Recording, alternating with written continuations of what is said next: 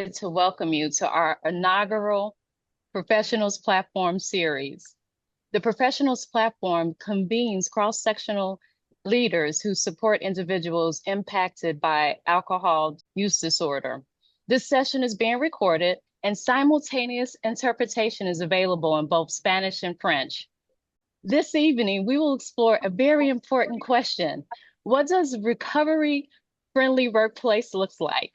Tonight, we will hear from three distinguished leaders, each bringing a unique perspective to this important conversation. Dawn Marie Klug, President and Chief Operating Officer of the Employee Assistance Network. She's also a Class A trustee and a General Service Board of Alcoholics Anonymous. Dawn will open our discussion by examining and involving the roles of Employee Assistance Program in creating recovery-friendly workplaces. Dr. Andrea G. Barthwell. She's the president and founder of Encounter Medical Group PC Board. She's also the chair of Global Recovery Initiatives Foundation and National Recovery Friendly Workplace Institute. Dr. Barthwell will provide an overview of the National Recovery Friendly Workplace, RFW initiative, and the Global Recovery Initiatives Foundation, GRI, I should say, how workplace certification supports employees and employers and organizational culture. Dr. Matthew C. Chow, he's the Chief Mental Health Officer of TELUS Health. Dr. Chow will conclude by exploring how AI is reshaping workplace and why human connections remain essential to employee well-being. Please join me, my friends, in welcoming the first speaker, Dawn Marie Klug. Hello. I am going to go ahead and share my screen right now so you can also see my presentation. And all right, so please let me know if you don't see my screen here or if my slides don't advance as I go through this information.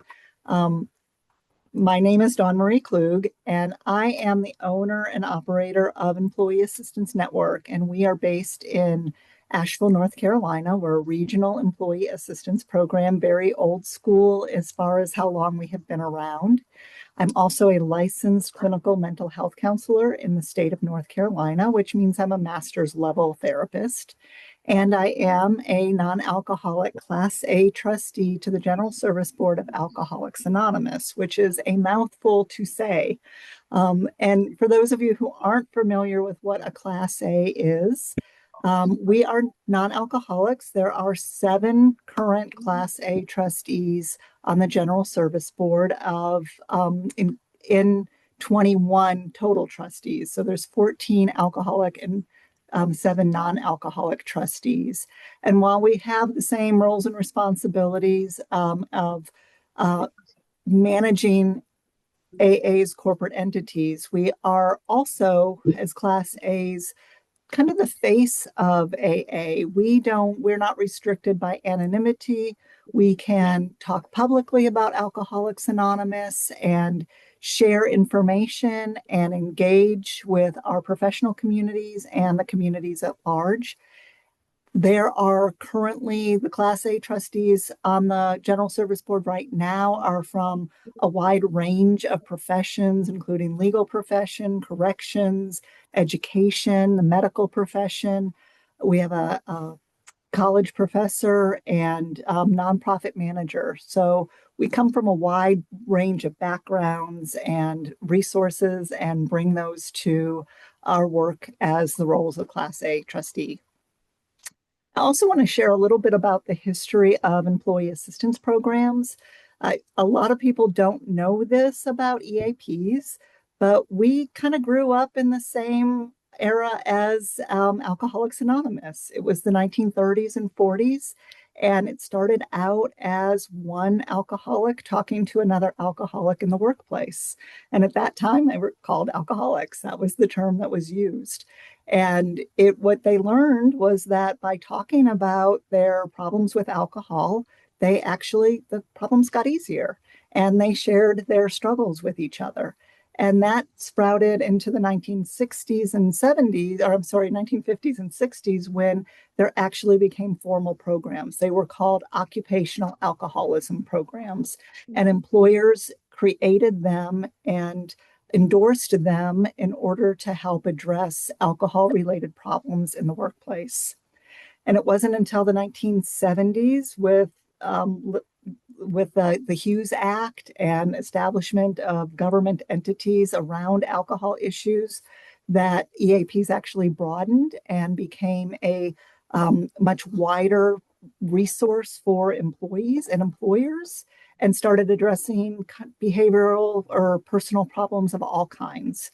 And then in the 1980s and 90s, EAPs became a little more professional. Mental health counselors got more involved. Before then, it was all peer-led programs, and they became part of the benefits program with most employers.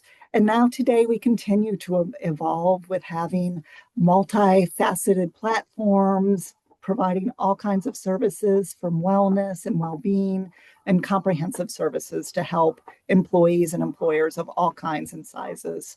So it's really evolved and continues to evolve. Even today, we're changing and growing all the time. A comprehensive employee assistance program is one that provides multiple access points, digital, phone, in person, text related. They also help with recovery services, with helping both employees and employers in regards to policy and those types of things. Families are covered through comprehensive EAPs, and a comprehensive EAP provides a lot of manager consultation, training, consultation directly to the employer to help them with developing policies and procedures that are actually helpful to employees rather than just disciplinary based. And so we do a wide variety of work from what you can see here. And even with all of these resources and all of the entities that are coming in to help employers and employees, alcohol continues to be a problem in today's workforce. There are huge costs, over $35 billion lost in productivity just in the US alone from estimates. There are 3 times the healthcare cost for employees when alcohol use disorder goes unaddressed.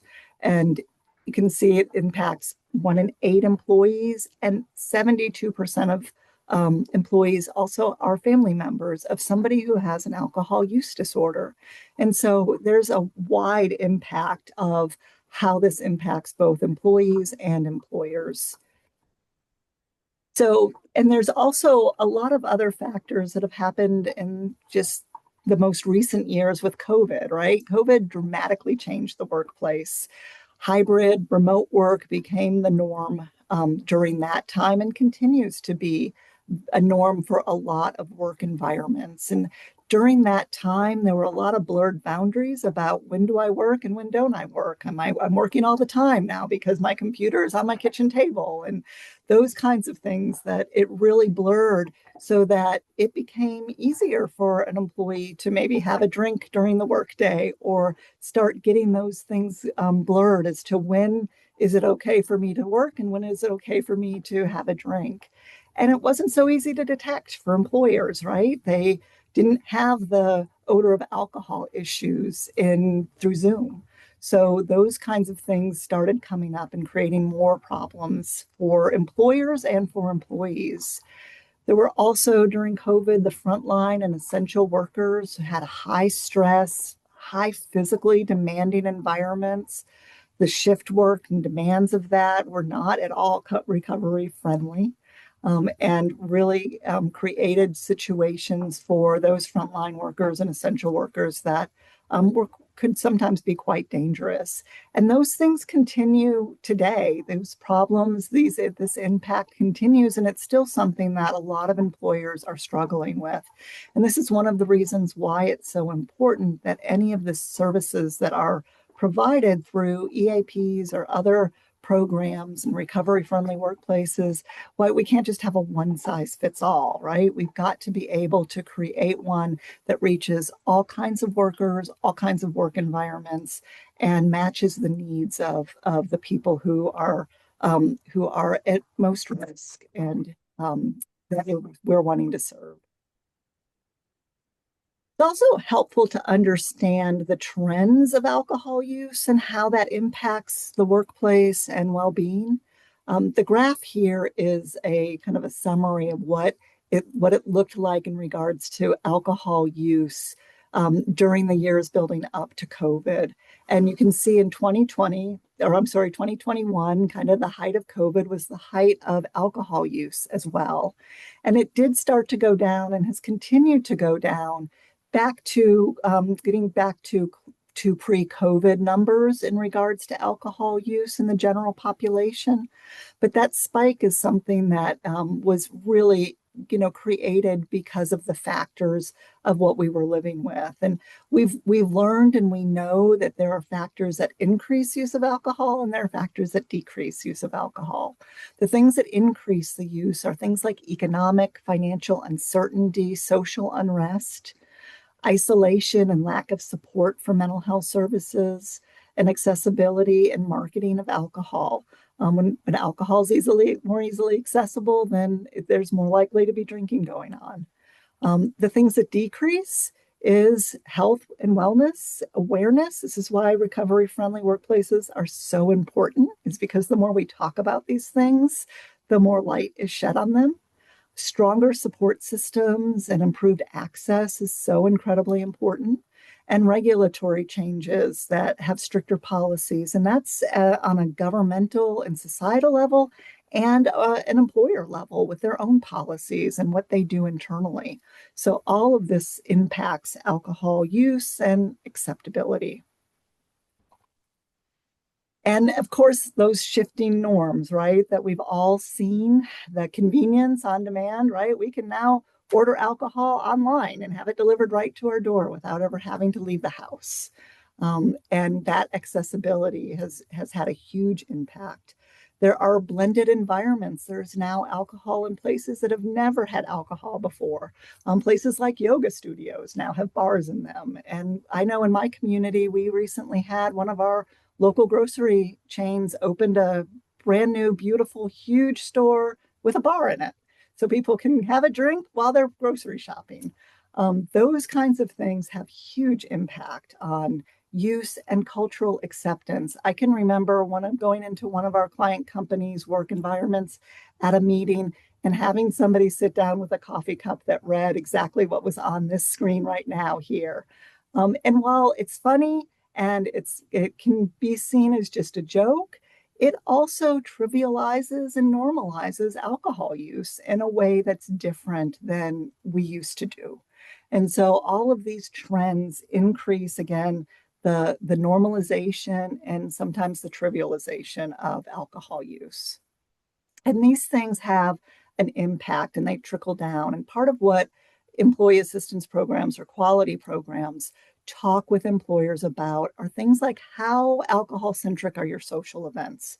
Do you have alcohol at every social event that you have? Are there alternatives? If there's a mocktail, does it look the same as the drink that the glass that the alcohol beverages are in? Can you tell the difference? Do you have teams who, on a good day when they make a score and they win and they do really well, they go out and celebrate with a beer? Or on a day that they had a really hard day and it was a real struggle, do they go out and celebrate with a beer? Are those the things that the norms of your employer organization? Those are important things for employers to be thinking about, talking about, and in recovery-friendly workplaces, they have support for managers, they have training, they have help for identifying things like alcohol use disorder. What are the signs? How do you address those things? How do you address those performance issues that go along with that? Do you have services like an EAP to provide? And those are the kinds of things that my organization talks with employers about all the time and helps them with addressing and making sure that they have those things in place.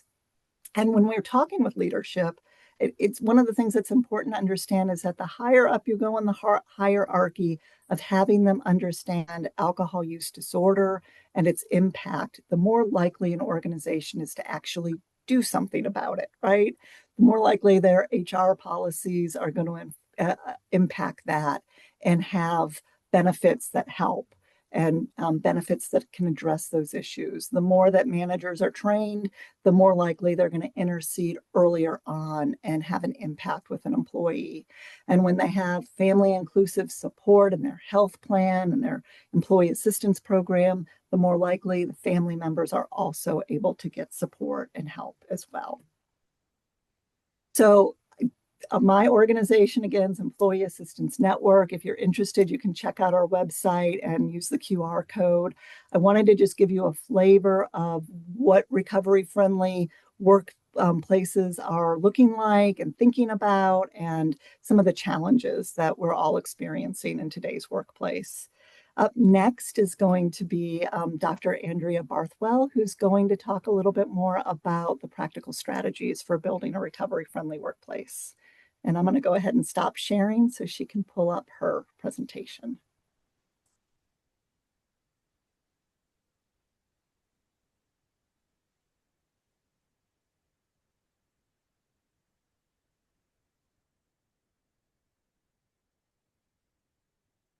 Hi, everybody. I am trying to get my video to start. There we go. Hi. Thank you, Dawn, for that talk. You've really given me a lot to work with in going forward. And thank you all for being here with us tonight. And thank you, Deidre Joy, and all the staff from the Professionals Platform Series for bringing this information to us. I'm, see how I'm going to do this. Okay. I have no conflict of interest with any of the science-based content in this presentation, but I am the board president of the Global Recovery Institute, which nurtures and fosters initiatives such as the Recovery Friendly Workplace Initiative. Global Recovery Institute was founded by Christopher Kennedy Lawford. And upon his death, it was continued by Kathy Hartnett, who was until this year the executive director of Recovery Friendly Workplace Initiative. She came from the board to launch this, and our gratitude to both of them. And keep slipping off. Okay.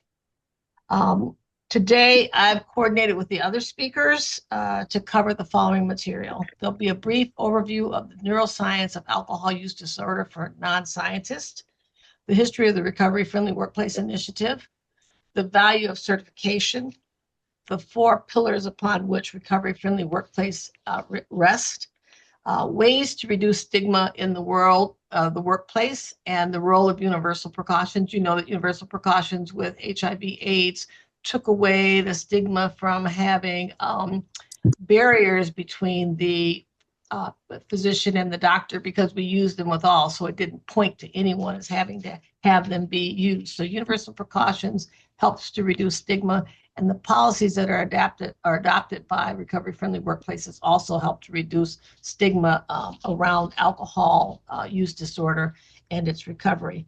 And then we're going to talk about how Recovery Friendly Workplaces strengthen the long-term recovery outcomes for individuals with alcohol use disorder.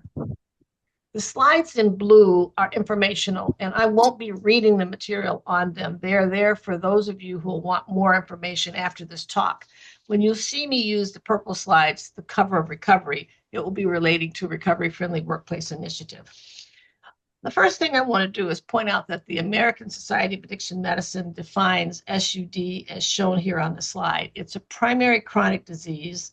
There are inconsistencies in response to treatment and time following treatment. An individual varies over time in how they express their recovery or lack of recovery.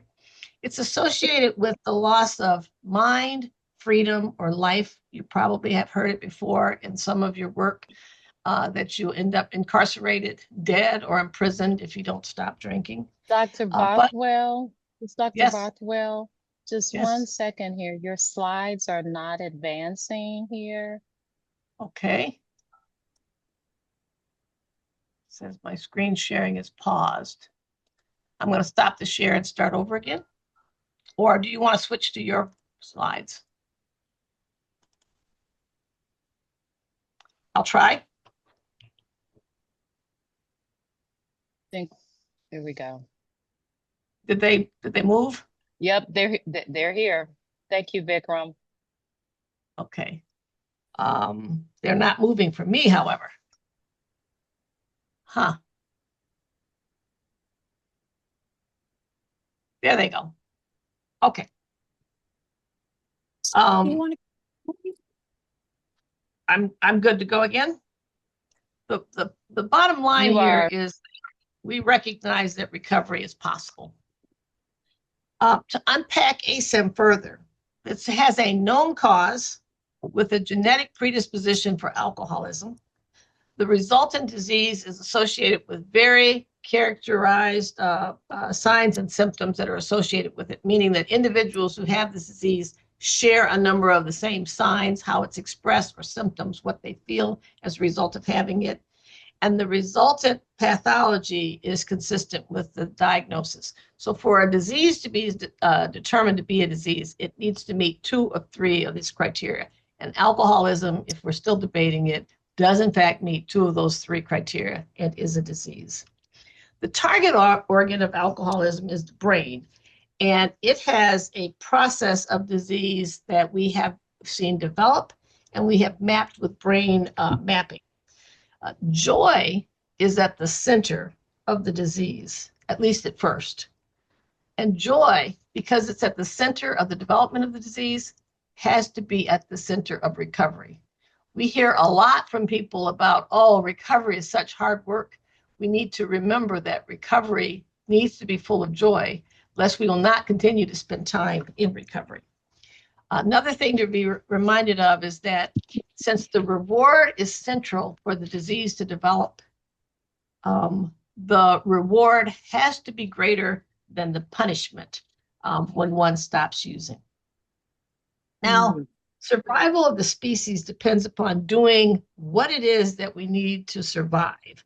So the individual has to eat when hungry, drink when thirsty, and engage in rest when tired, or they'll work themselves to death. In terms of group, the survival of the species is dependent upon group cohesion. So that means that if you don't really want to go to that family reunion, sometimes you have to go there in order to keep harmony within that group. So the survival of the species is dependent upon what it takes to survive.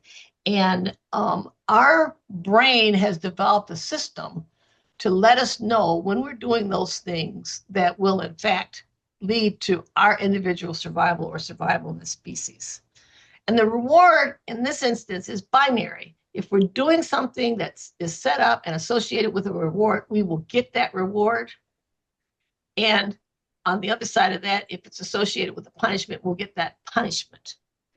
That also means that if there is something that's associated with a reward that maybe stops being good for us, because the system's set up to reward you when you engage in the behavior, it will still deliver a reward when you do that.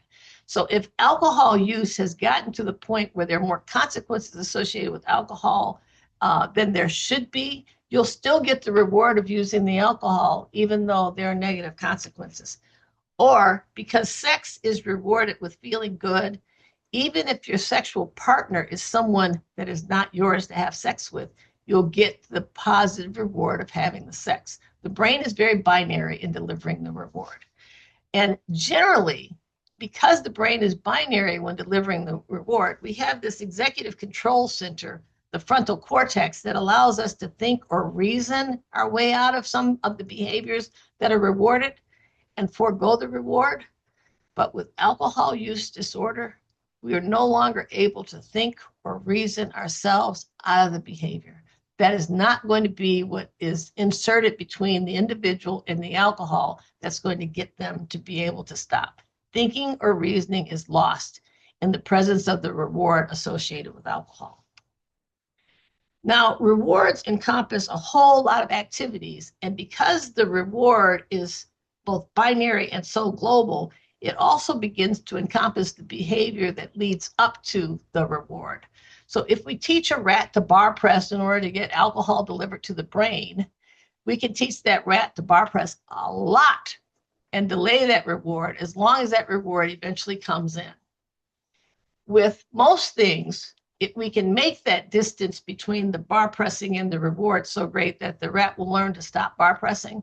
But with the substances, we have found that the rat will bar press and bar press and bar press and continue to bar press even when the reward is removed or remote, to the exclusion of eating, drinking, and living in order to try to get the reward delivered. That's how powerful the reward for the alcohol and other substances is.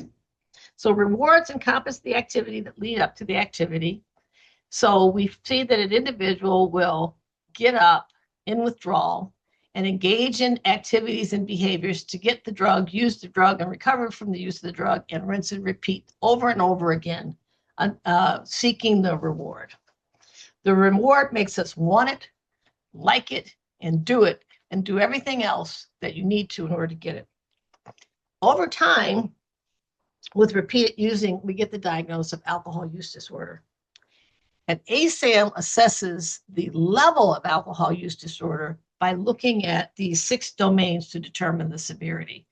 And the severity is associated with the intensity of the externally applied response in order to get the drug using and alcohol using to be interrupted.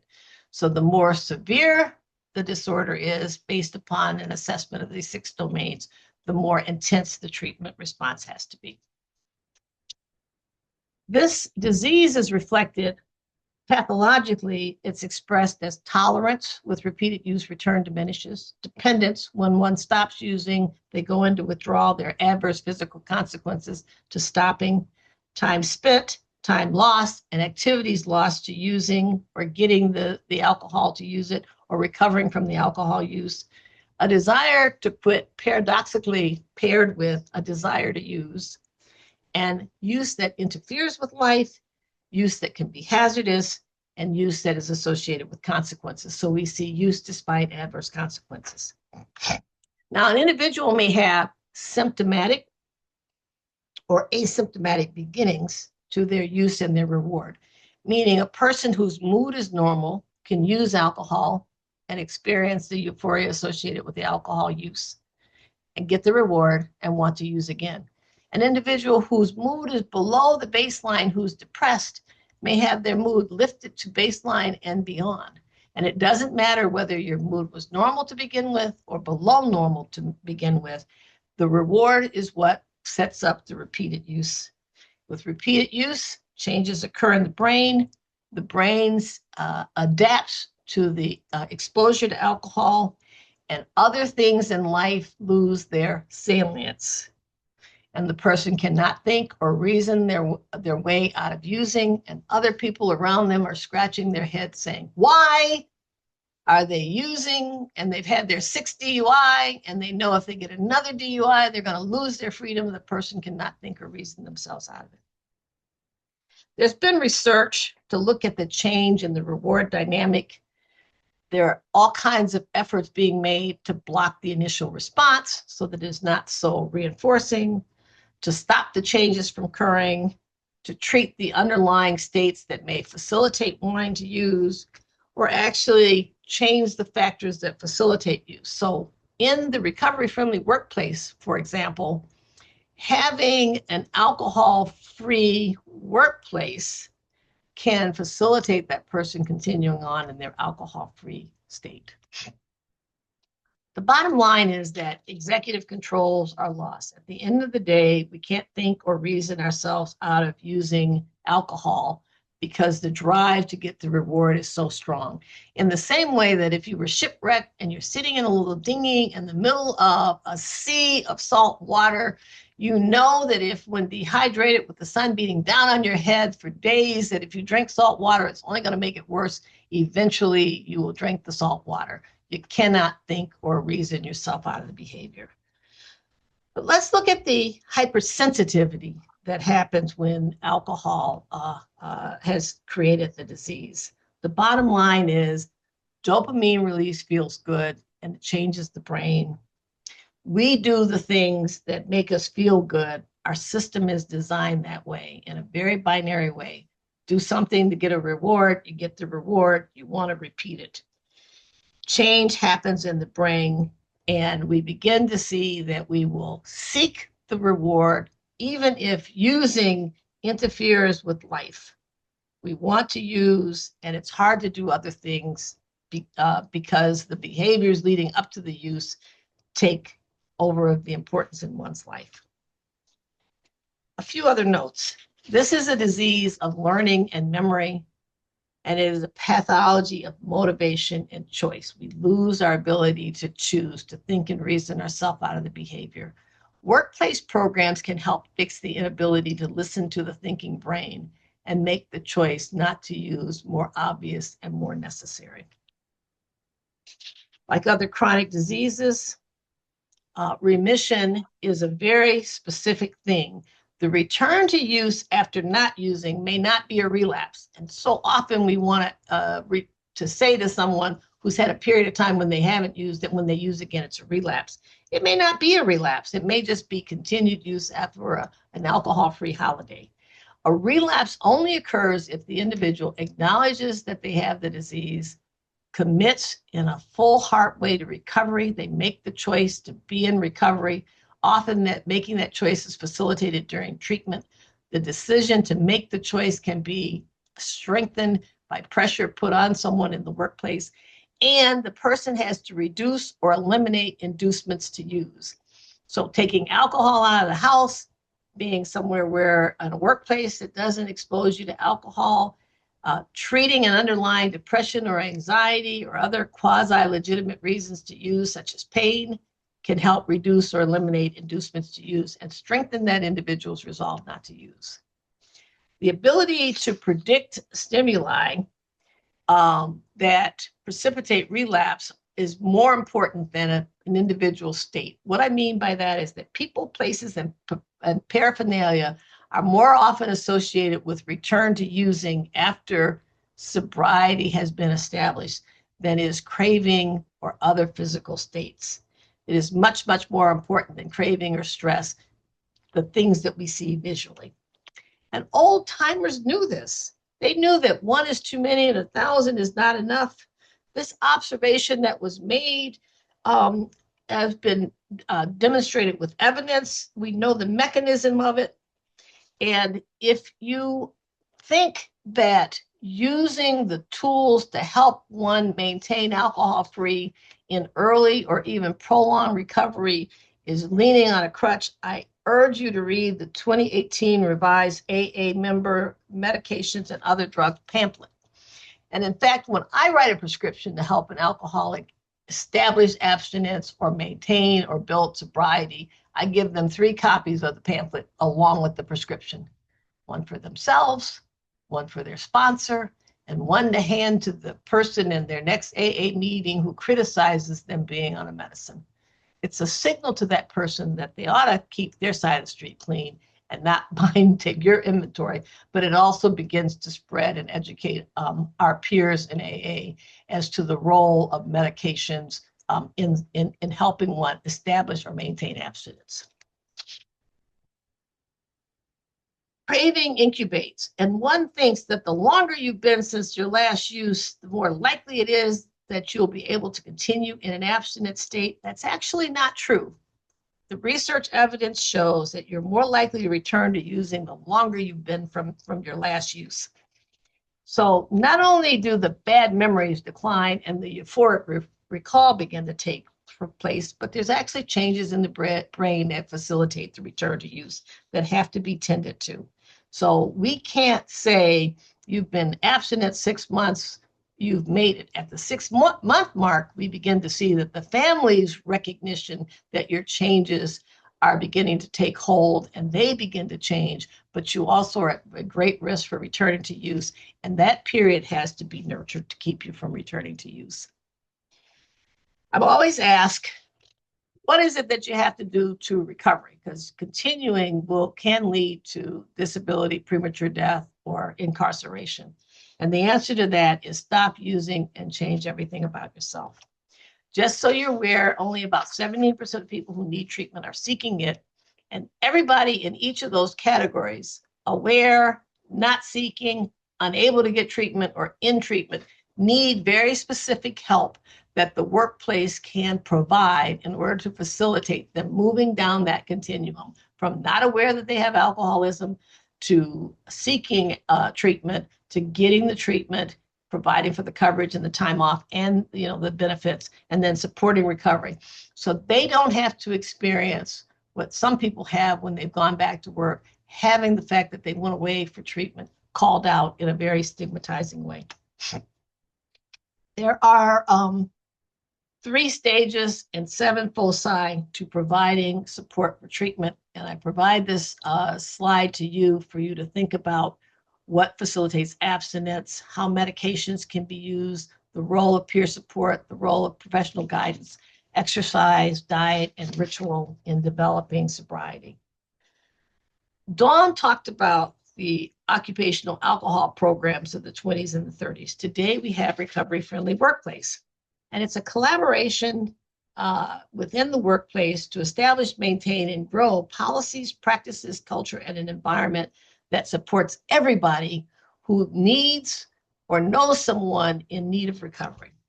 The program comes from recognizing the need of workplaces to contribute to helping people get better. And it's a response of trailblazers and forerunners who developed these programs.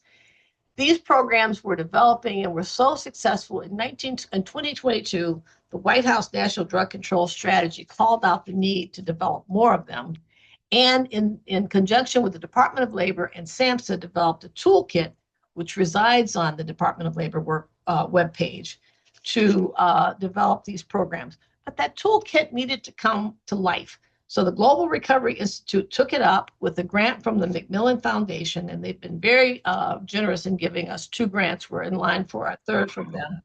For the most recent National Drug Control Strategy reaffirmed the need for this program. I'm going to wrap up very quickly. The Institute was born with a community of practice to develop all of these benefits to the workplace, built on 4 pillars: culture, hiring, retention, and advancement, benefits, and education and awareness. For a closer look at what those pillars do, this slide is provided to you. In order to get certified, you have to have 40 points with points earned in each of these pillars. The other benefit is prevention for future generations.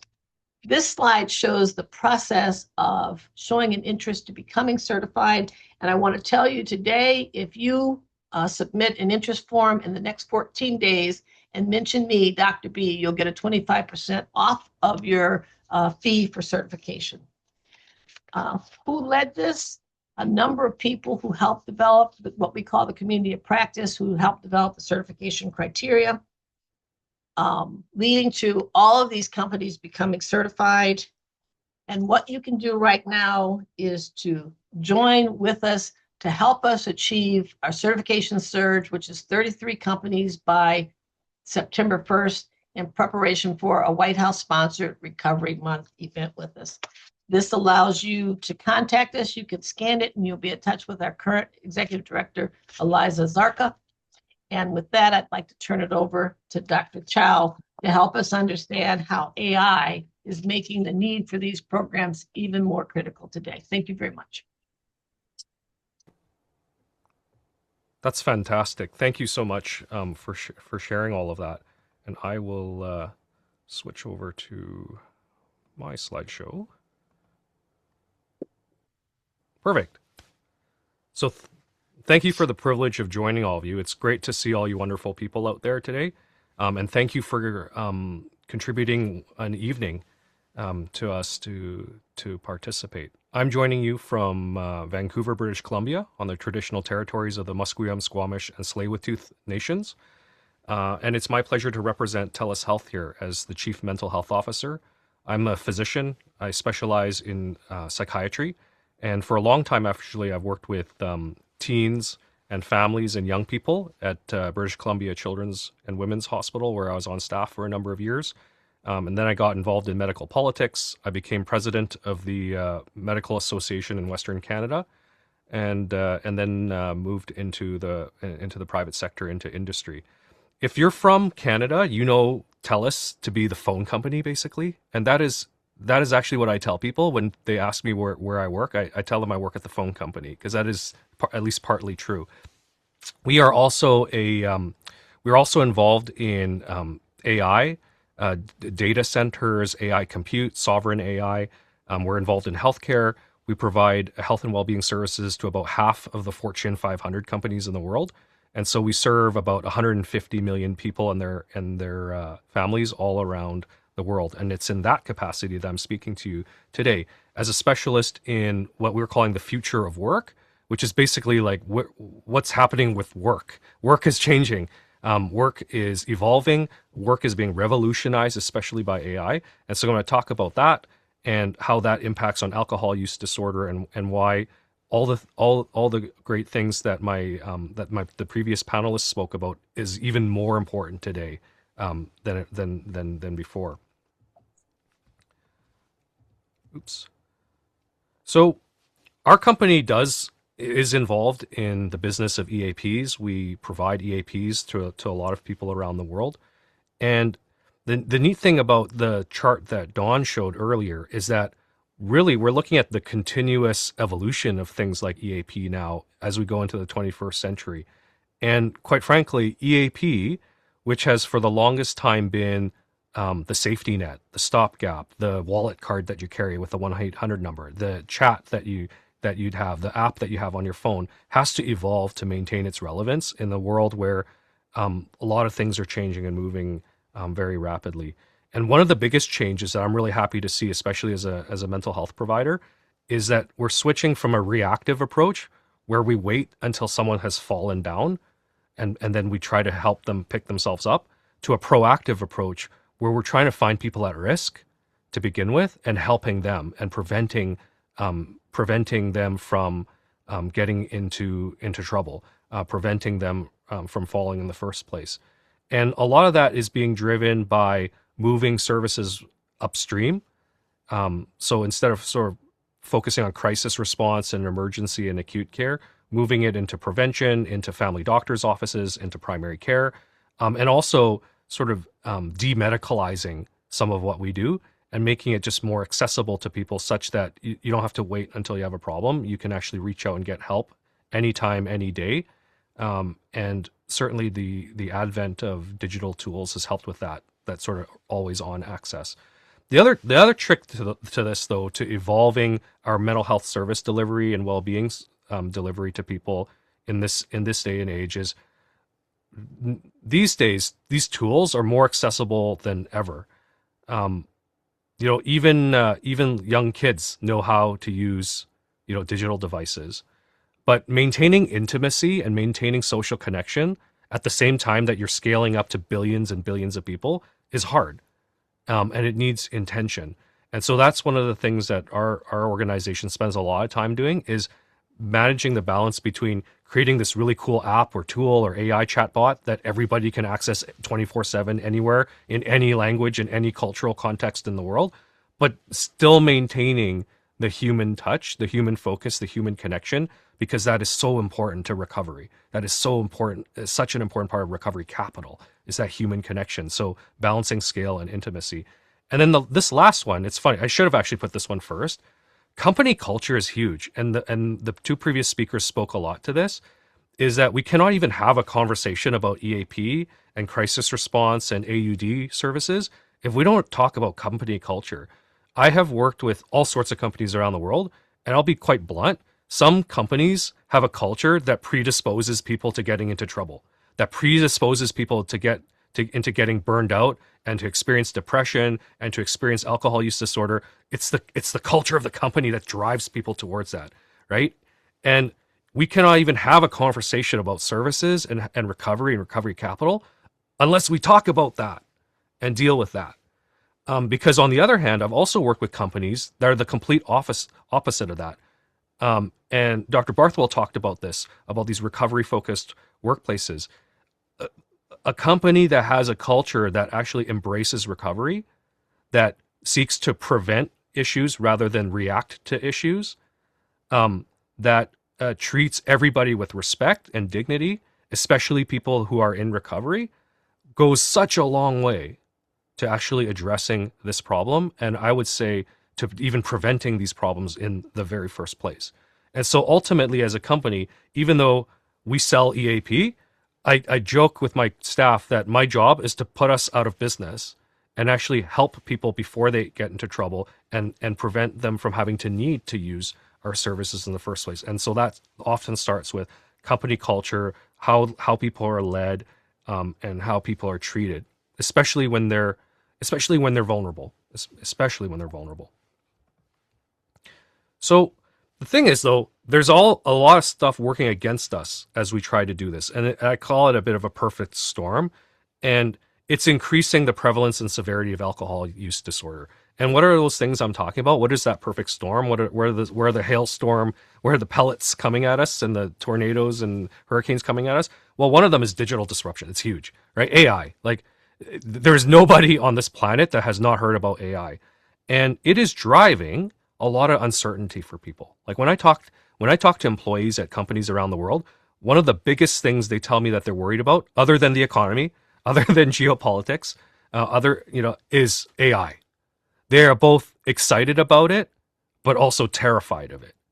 And that, again, the previous panelists were speaking to how what happens in the workplace can drive alcohol use disorder and its severity and its prevalence. Well, the fact that AI is creating so much uncertainty for people is absolutely, I'm seeing, a driver of this. Then there's economics. There's an affordability crisis all across the world. Any young person I talk to anywhere in the world, it doesn't matter whether it's the US, whether it's Canada, Germany, the UK, Indonesia, Japan, every young person I talk to is worried about, how am I going to afford groceries? How am I going to afford rent? How am I going to afford a home? Am I ever going to be able to afford a home? Like, these are pretty common strains, and they're driving the use of substances and alcohol, but also other things. That I'm seeing it drive problematic gambling, for example. And I've talked to a number of jurisdictions that have implemented revenue generating gambling services, for example, who are now having to deal with the fallout from that. And so this economic strain is certainly an impact. And then global unrest. There's just, you turn on the news. Maybe I would recommend you not turn on the news, but there's a lot going on in the world, and that affects millions and millions of people all around the world, including here at home. And that, we can't ignore that impact. And certainly with the young generation in particular, I find they're so digitally connected, so exquisitely aware about the entire world around them, that it's driving almost this existential angst. And so these are some of the drivers of this. And so one of the privileges I have when working with different companies is talking to them about how they're implementing AI, because AI is coming. It is coming. It is already here. It is being implemented, and in some places it's being implemented well, and in some places, I've got to be candid with you, it's not being implemented very well at all. And so here are some of the principles that I try to share with companies, and I encourage them to adopt when they're going to implement AI. And first off is, I'm calling it radical transparency. You have to be honest with people about what AI is doing. And so I run into companies all the time that talk about all the benefits of AI and how great it is, and do not talk about any of the not so beneficial things, the negative things. And that's not very honest. There are, for everything in human history, there are pluses and minuses. There are pros and cons. There are benefits and there are consequences. And AI is no different. And being honest with the workforce about what AI is, and actually involving them in the co-design of how AI gets implemented in their workplace is absolutely crucial, to have a better experience with AI, to get better outcomes, but also to prevent that increase in prevalence of alcohol use disorder and other substance use disorders that might be resulting from this disruption. The next is, people worry about their jobs. They're absolutely worried about jobs and job security. And so it's absolutely critical for companies that are implementing AI to talk about augmenting humans, not replacing humans. As soon as we start talking about replacing people, we're having a different discussion altogether, and not a very life-giving, life-affirming one. But when we talk about augmenting humans and working alongside AI and using AI to actually enhance community, enhance social interaction, create more space for connection, that's the kind of conversation we should be having, and that I want to have with companies. not talking about just, cost savings and replacement. Because people can spot that from a mile away, and if you're not honest with people, they will spot that dishonesty. And then finally, well-being guardrails. So AI can do a lot of interesting things around automation and reducing administrative workload and reducing burnout, but you can also use it to create some insights about how people are doing. And so I've seen AI being used to, for example, see when people are at risk of burnout, see when people are being marginalized in their workplace, to spot folks who need a reach out because they're getting isolated. So there's some really neat things that you can do with AI to create some guardrails. I've also seen AI be overused to the point where it's creating social isolation. And so it's also important to have guardrails and boundaries around that to make sure that you're using AI for good and for life affirming and life giving reasons, and not creating unintended consequences from AI. And so I'm going to speak for a second about specifically using AI to support people with AUD. So, and these are not the only things that are happening in the world, but it gives some examples of how it's being used. So triage is a really big one. So our company and many companies and organizations around the world are increasingly turning to using AI to help people get connected to the type of care they need, is basically what this comes down to. And so we're trying to reduce the distance and the time between when someone seeks help and when they get it, and to also increase the chance that the person or the service that they connect to the first time around is the right one right away.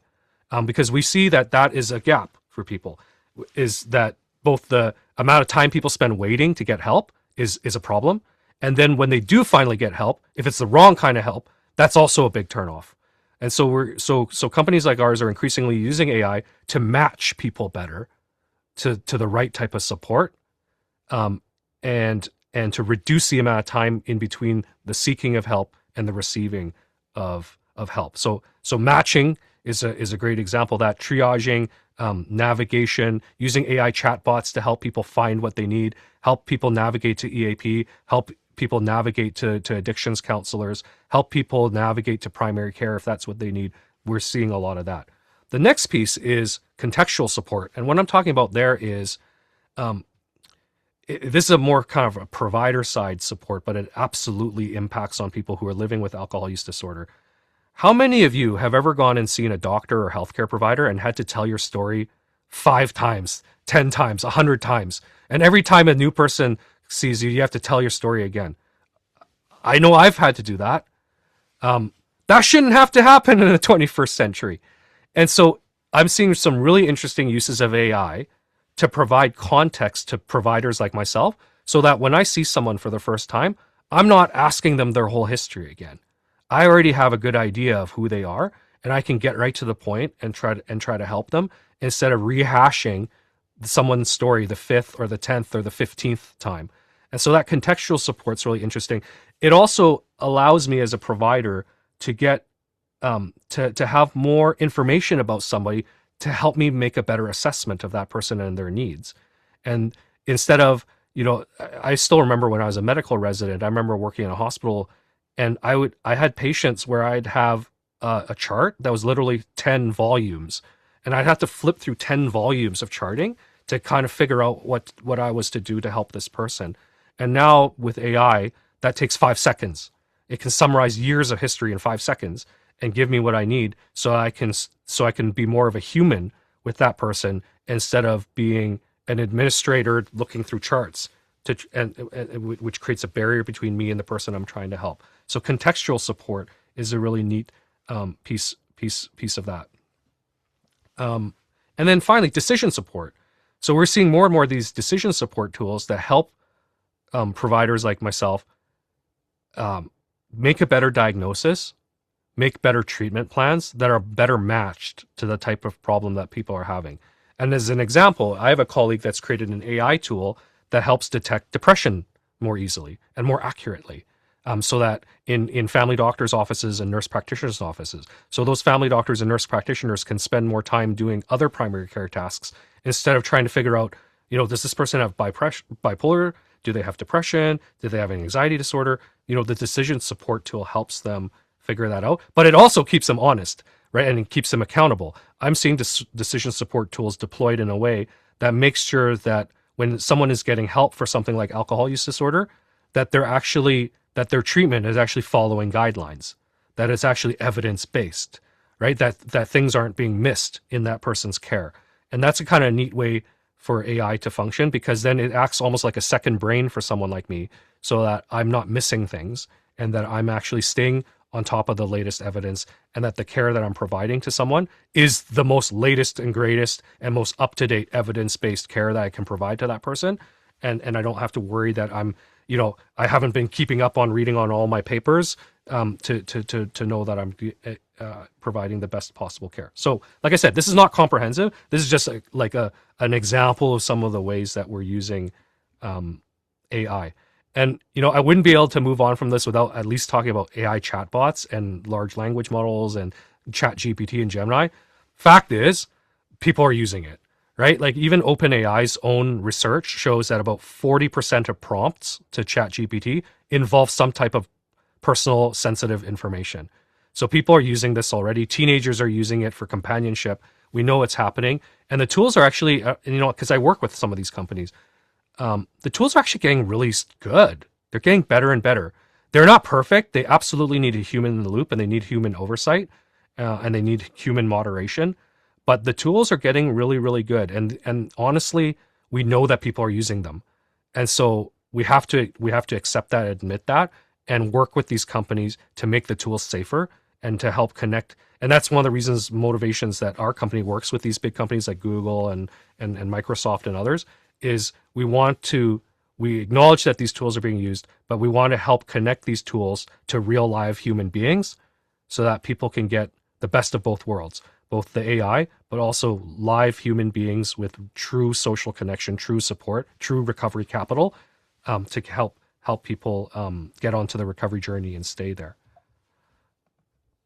So this is something I tell companies all the time, is the more AI forward and AI progressive and AI, pro AI you want to be, ironically and paradoxically, the more human you have to actually become.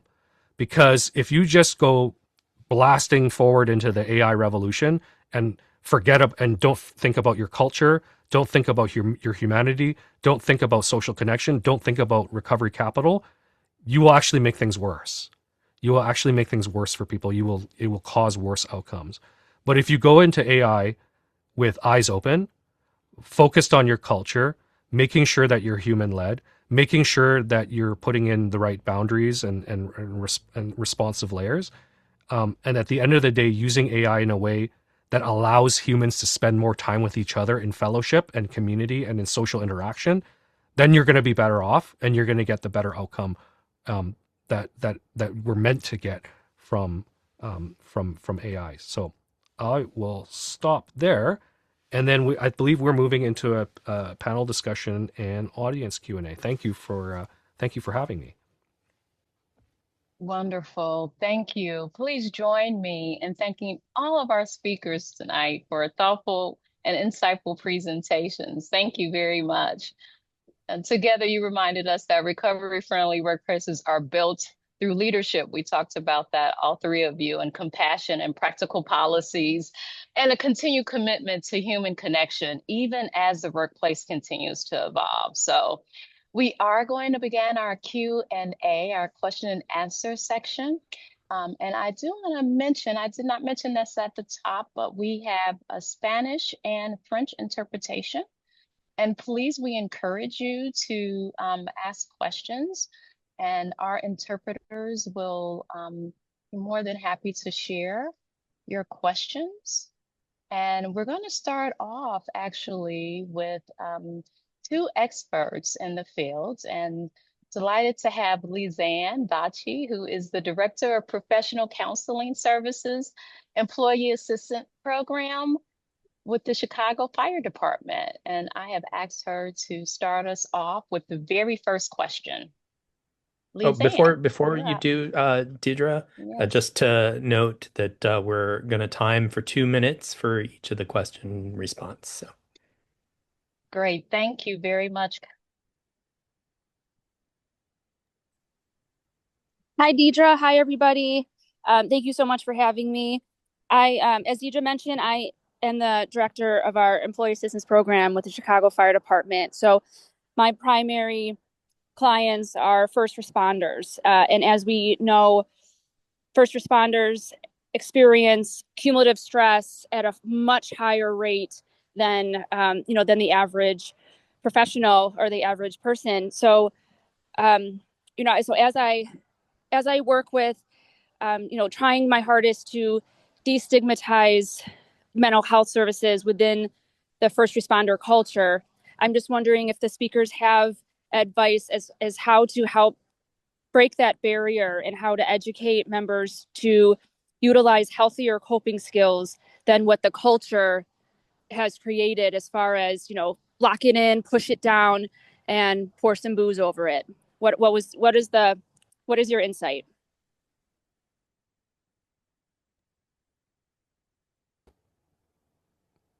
I can take an initial stab at that one, maybe, and then move over to my esteemed colleagues. Please. Yeah. So I've had the privilege of working with the armed forces, with first responder groups, and also like some really safety conscious industries like airlines, like pilots. And they all have this common thread of this culture of stoicism, of like getting the job done and getting it done right every time, and locking in, locking down, doubling down. And so without one of the things that I think is almost mandatory for that culture change to happen, where it becomes more recovery oriented, is the leadership has to speak up.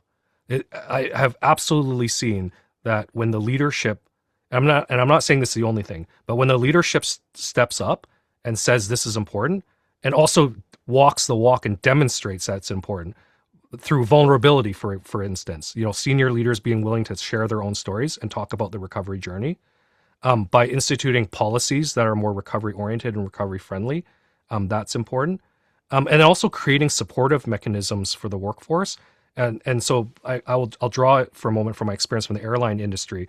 The airlines have done a great job of actually implementing programs that support people in recovery, such that the expectation, for example, for pilots who have an alcohol use disorder is that you're expected to recover. You're expected to get back into the cockpit. And because that is the expectation across the industry, that is the outcome that gets achieved, and they have remarkable recovery rates in that industry. Now, that's also because there is a huge incentive to stay abstinent so that you can continue your career. But it's a great example of where it started with leadership. It created a culture. There was expressions and sharing of vulnerability, but then ultimately a creation of a supportive environment. I've never had the music play with the timer go off like that. That's actually kind of cool. I feel like It an is Emmy kinda Award cool. winner, but I feel like It an makes Emmy me feel Award more winner. important than I actually am. We Excellent. can tell. Thank you so much for your feedback. I really appreciate it. May I I, add a Thank little you, bit to Lizanne, for that? the yeah, I'd questions. like to Yes, you add may, something Dr. too once Dr. Buffalo's done. Yeah. Great. I was Thank just going to you. say that it's really true. I mean, the people who do well in recovery are doctors, lawyers, pilots, ministers, and so forth, because they're in these programs that monitor them for 2 years. There is an external locus of control until there is an internal locus of control. It's like what I tell my patients when they say, well, how long do I have to go to these meetings? That, if they finish their 90 and 90 and they're doing 3 a week, how long do I have to do that? I say you have to do that until you want to do that. So the question is very easy to answer. You're going to be doing that the rest of your life at that kind of level. So it's but you didn't get to 2 years of monitoring with sobriety rates over 90% in those groups without that monitoring. You have sobriety rates in the high 70s to 80s in drug courts, a population that you might say is made up of a group of people who have not been very successful at starting or finishing much in their life, but they have rates that challenge what doctors and lawyers who start things and finish things have because of the external monitoring. The other thing that's important before they even get there is that the community to create the sobriety comes from the leadership, as Dr. Choi has said, but it also comes from someone in the workplace who's in recovery, who's interested in sharing that with others. And when they begin talking to one another and start creating the culture shift, then other people begin to get what they need. The OAPs developed because there was a guy on the train who got sober, who saw his peers, the other Pullman, having difficulty, and he helped take them to meetings, and they started supporting one another. It comes from the professional guidance and the peer support.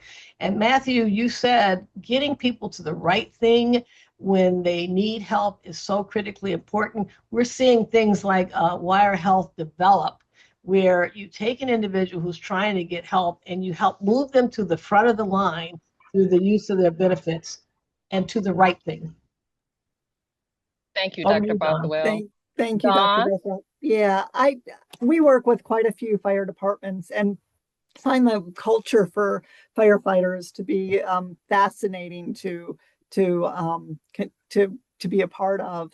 And one of the chiefs that we were working with here was doing a lot to really develop a program within his organization that supported mental health and allowed for people to talk about how they're, what they're experiencing and how they're responding and their emotions, and did a lot, provided counselors on site, and just had all of these great programs.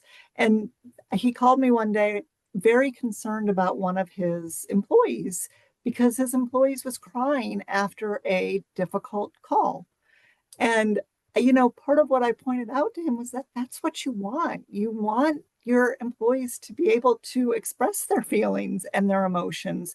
So I think, part of this is a real culture shift is taking place, particularly with fire departments and fire leaders of fire departments and chiefs. And so, and I think that's a beautiful thing that's really evolving. And some, again, are farther along in that than others.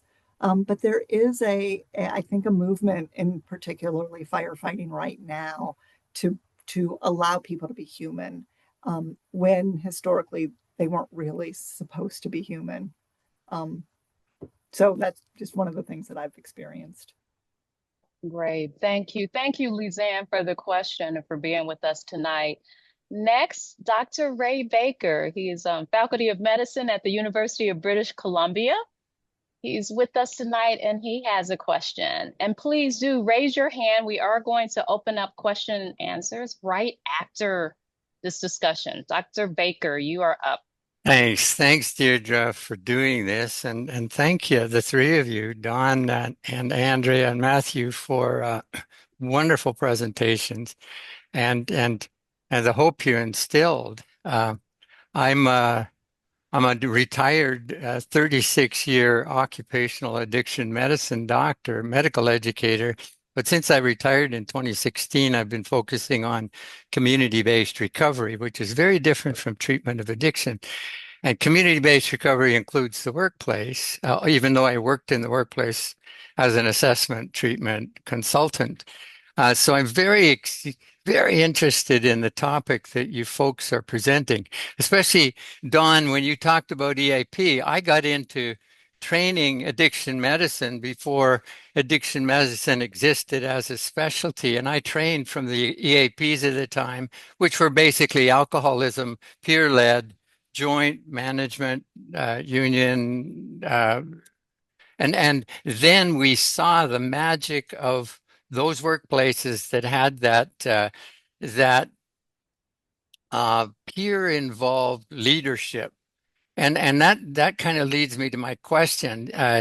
Andrea talked about the importance of joy, and Matthew talked about how AAI is great, providing we use it to magnify the relationship. Recovery is relational. That's the C in CHIME the acronym for the determinants of successful recovery is CHIME, connection, hope, identity, meaning, empowerment. But the first one is connection.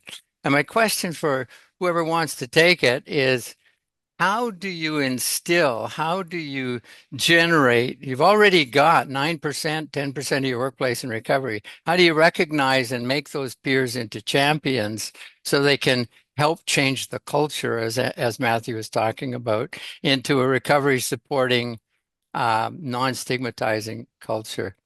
And that's my question. One tool that is immediately available, which is being used in a lot of workplaces, are these interest groups. So making it an interest group and facilitating people getting together to meet and to talk about it, but also putting in that interest group or pulling out of that interest group the ideas and implementing something, even starting with the least amount of thing. When it's like the reward circuit again. If you see something that you say would be helpful get implemented, you're more likely to continue saying something. We've got to, be able to discard our belief that nobody cares about us and nobody will do things that are useful or supportive to us, by reinforcing the notion that you have a voice, it's worth listening to you, and we're going to do the things that you suggest we do, and begin there. Yeah, and what I have to add to that is one of the companies I worked with, they brought recovery out of the shadows. Because before, recovery was something that was a program you went into, and then now you're off to the side here, and we're going to keep you away from the general population. This organization chose to do the opposite. They created groups like the interest groups, like Dr. Barthwell talked about, but actually opened up the membership to anybody in the company and actually encouraged people to participate in these groups. So people that were in recovery became part of a celebrated group, a very welcoming and inclusive group, and were pulled out of the shadows and in fact celebrated for their success, celebrated for the recovery journey, supported in their recovery journey, and no longer felt like isolated and needing to sort of hide the fact that they were on this journey. And this was in a very safety conscious industry. This was in a company and an industry where people did not talk about these things. It was a very macho culture, if I could call it that. And they chose to instead, no, we're going to shine the light of day on this, and we're actually celebrate these people, and we're going to fund these. We're going to fund this group. We're going to make sure that if people need to travel to it, they're going to be able to travel. If they're going to need catered food, they're going to get. We treated it just as seriously as any other business deliverable. It goes nowhere if you don't have the right benefits, though. Yeah, absolutely. I'll also add that I do believe there needs to be adequate support and training, especially if people are working as peers, because without that, the whole that goes back to anonymity, right? The pressure cooker that becomes about the performance of I'm the one in recovery can become overwhelming for some people. So there needs to really be a system in place for how do we take care of, and allow for people who are in those groups or who are the peer who is helping others to make sure they're taking care of themselves, and that they're not falling into the kind of the cracks that lead to relapse. Thanks, Don. That I'm was gonna give important. Thanks, all of you. I'm going to give a shout out to Sobereth, which may be one of many groups like it. You can look it up. They help workplaces organize the peer support. They help people in workplaces figure out what are the supports in the community that people can access without benefits. I don't want to have it be the singular thing that you do, though, because if you're trying to treat this disorder with just what's available in the community through the not-for-profits, you'd never consider doing that for the cancer patients. So you've got to pair those things, which will be, peer supportive stuff after our treatment, or when someone's trying to go to AA and recover, with also the appropriate benefits package, and treat it like we did biomedical conditions. It can't be just treated with good works in the community. Great. Thank you. Thank you for the question, Dr. Baker. It's good to have you here. All right. We are now going to open it up. Jen, good to see you. Welcome. Hello. Thank you everybody for doing this. This is fabulous. Looks like Lizzie pretty much nailed my question in the chat. I am a member of Al-Anon, which is we're affected, but family members affected by alcoholism. Um, I don't know how to say this, but this is fascinating because I just had a staff meeting or a meeting with my employer at a community clinic. How does one in the workforce navigate, I want to say lip service? Like they can be approved, and I don't remember the recovery friendly something. Like you can be certified, but for somebody in the workplace in recovery, how do you have any suggestions for anybody on the call who's looking for a job? I'm actually looking to get out of this clinic because they say one thing and they do the complete opposite. And how is Al-Anon? How are family members affected by this disease, which, from my experience, is just as lethal in the workplace? Does that make sense? It absolutely does. And I'm glad both you and Lizzie have shown a light on this, because I was going to say that for a long time, I worked with a company that helped fully funded self-insured employers access services for people who needed them. And I thought we were going to be sending everybody to treatment, and all the OUD and people with young adolescents in the family who were using fentanyl and opioids, getting them treatment. And it wasn't that at all. It was the stuff that was related to having grown up in an alcoholic household, and the emotional issues that those individuals were working with as adults that needed treatment. We didn't start to deal with referring for substance use disorders and alcohol use disorders until we'd been working in those workplaces for 2 years. It took that long for the existence of this service, which was highly responded to by people, to migrate into those kinds of things. And I just have to say, there's no magic bullet to getting there, but there's just persistence of effect that will get you there. Constantly working on it and reminding people that they have value and that there are services to address those things. But I was shocked by how little substance use disorder we were treating and how much of it was the residual from alcoholic households. Having guns pulled on them as children, witnessing beatings of their mother, and all the other things that's associated with an untreated alcohol problem in the family. And just a tincture of time, never giving up. I really appreciate that. And I was just reflecting as we were talking that in my experience, and I don't know, I struggle with personally educating people in the workforce that people that choose, like myself included, to pursue 12-step, and I'll be doing this for 13 years with a sponsor this November, to me are, I don't want to say more responsible. I don't know what the word that I'm trying to choose. There's a lot of stigma towards, in my opinion, towards if you're in 12-step, then you're disabled, if that makes sense. But if I'm choosing a spiritual way of life, that in itself is going to benefit an organization. So how do you filter through the straight up? I had a conversation with somebody today who said, "Oh, you're Jen, qualified over here, but you aren't." And I'm wrapping up. Thank you. thank you. Yeah, there's a conflict a lot. Great. Thank you for your question, Jen. It's good to have you here. Tim, you are up. Thank you so much. What a wonderful presentation, and Deirdre and everybody, and Vikram and everybody who helped put it together. I want to throw out a couple of things. Of course, I can't just have one question, and I want to give kudos to ASAM. You guys are just doing some wonderful work out there now, getting folks interested. And the question is to all three of you: how do we better get as members in the recovery community, and I know there's a few in here, how do we do a better job of reaching out to all the different recovery community and getting everybody on the same page? We know that the healthcare industry all needs to get on the same page, and ASAM's working on that.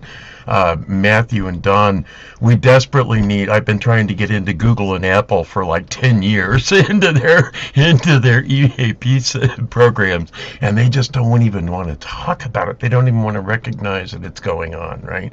And so we have a really hard time getting into those. But how can each one of us in the recovery community do outreach that might be effective, or which organizations might we be cooperating with? And I'll leave it at that. Thanks so much. Oh, I want to throw one more thing. The 2-year marker, thank you for bringing that up. It's so important, folks, even in AA. That 2-year marker, there's something that changes with the Physicians Health Program, the pilots unions. It's amazing what happens when we get them across that marker. That's it. Thank you.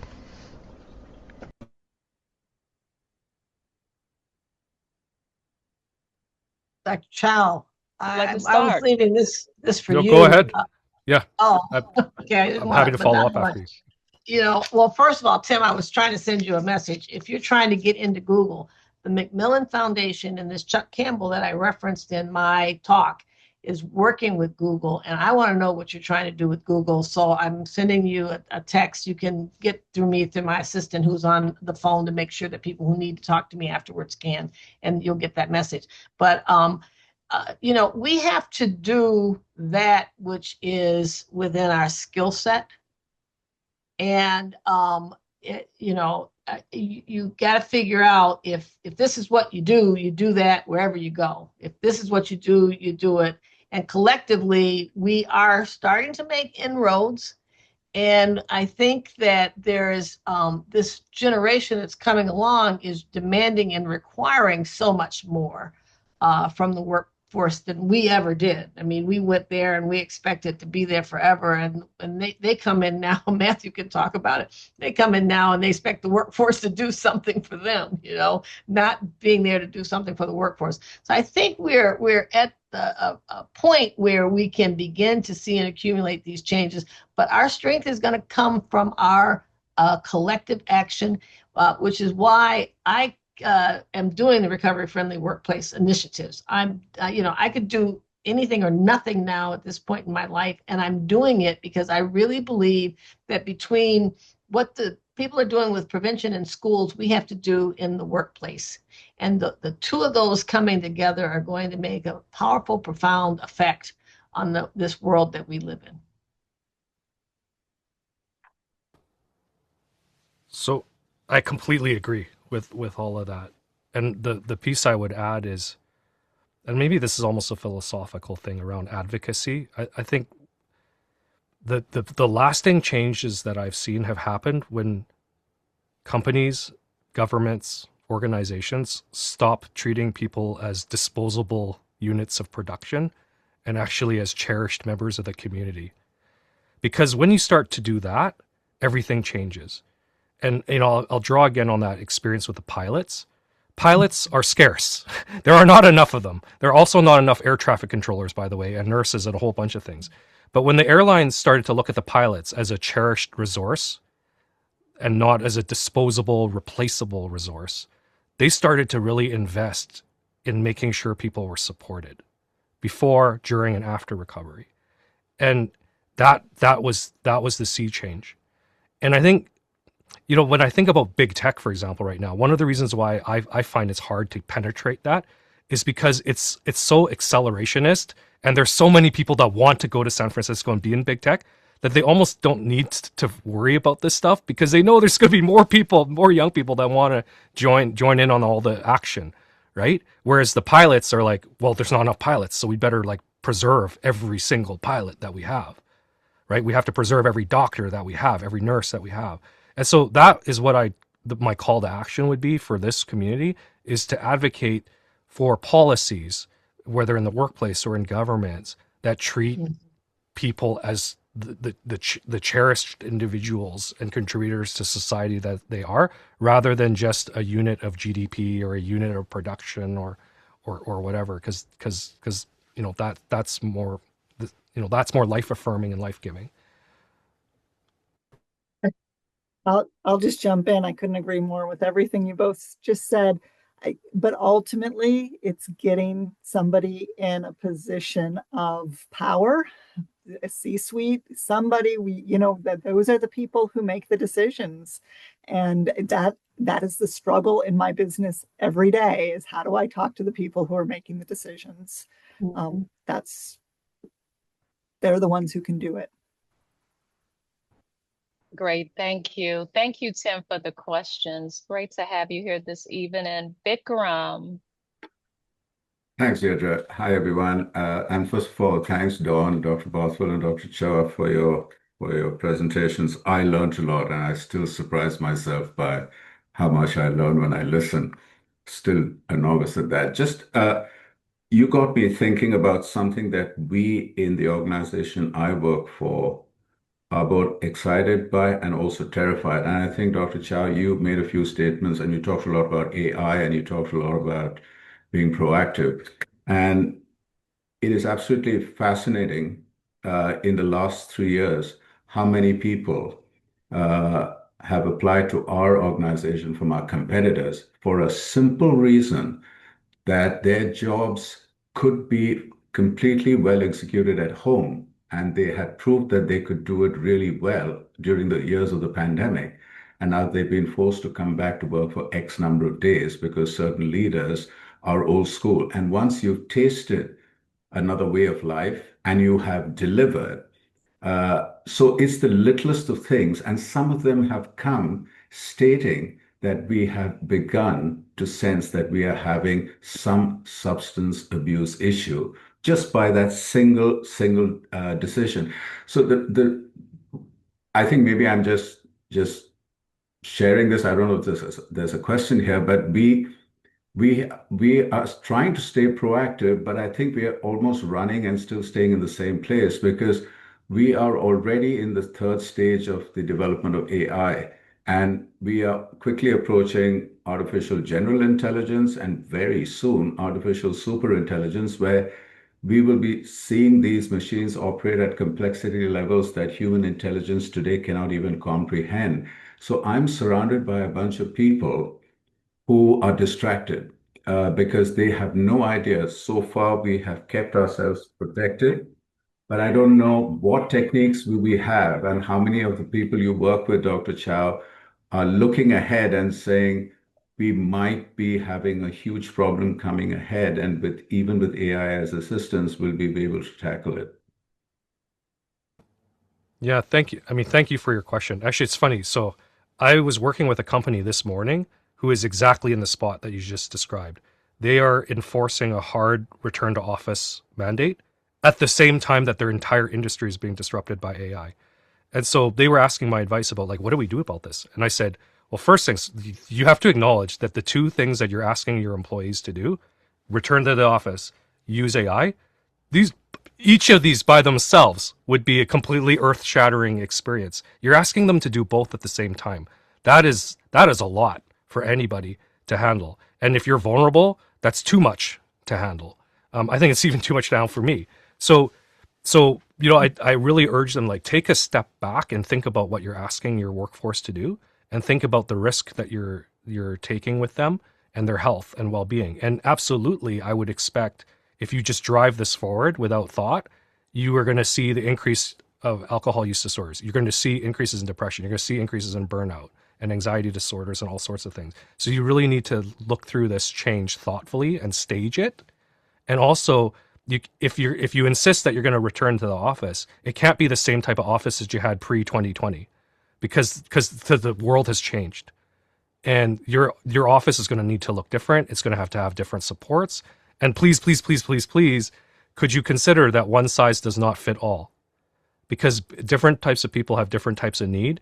And so let's create some pathways for people to have different types of flexibility, because the research is pretty clear. It was hazy before, but it's really starting to clear up in terms of signal now, that when you enforce a one size fits all type of office mandate, is that you lose people from your workplace. But the problem is not just that you lose people, it's the type of people that you lose. You lose a lot of your diversity. you lose a lot of your top people who have marketable skills and can walk. And so you got to consider that too. Thank you, Vikram. Thank you, Vikram, for the question. We are close to time. Please, everyone, join me again in thanking our speakers. This was an engaging conversation. As we close this evening, I want to thank our team. We're 12 deep from the US and Canada, from California to Quebec. And I could not close out this night without acknowledging two of our members. One, Richard from California, who was taken away from us too quickly. He was an active member on this committee. And I'd just like to say to his family and all of his friends who are here from the California area, may his memory be a blessing. Also to our steering committee member, Vera, who just recently lost her mother. Our heart goes out to her. She could not join us tonight, but we wanted to recognize her from Massachusetts via Oregon, as I always would say. Please join us on October 22nd for our next session with Judge Meyer, who is here with us tonight, Yvette Horrigan, who is from the American Bar Association, and Justice Philp, who is also from Canada, from Edmonton. Again, join me in thanking our speakers and engaging conversation. We look forward to seeing you on the 22nd of October. Thank you. Good work, guys. A dynamic team. Thank you, Deirdre. Thank you all. Thank Good you very stuff. much. That was fantastic. Thank y'all. I look forward to the next one. We'll see you on the 22nd. Thanks, Deirdre. Thank you, everybody. Bye-bye. Bye-bye. Have a good evening. Bye-bye. Bye, Claudia. Bye. Bye. Hang back, Craig and Toma. Bye. Miss Deirdre, would you please send the flyers to me? Yes, they should be in the chat. Yeah, I don't know if I can save them properly that way. Oh, okay. Yes, we'll send them to you. Thanks so much.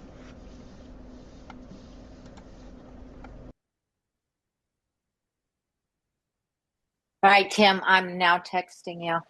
Thank you. It was great. Thank Good you all. information.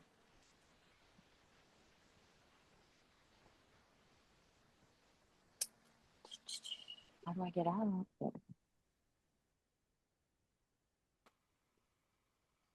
This was awesome. Thank you.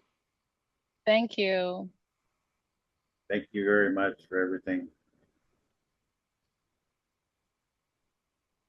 Hey, Deirdre, it's Tom in Phoenix. Thanks again for what you're doing. I mean, I missed the first part of it. Are you going to be having a recording of this available or not? Yes, the recording will be available. Yeah, I missed the first part, but It will be available. it's Oh, I should probably stop I had the a recording, difficult huh? actually time, yes, but we'll actually go through the recording and sharpen it up before we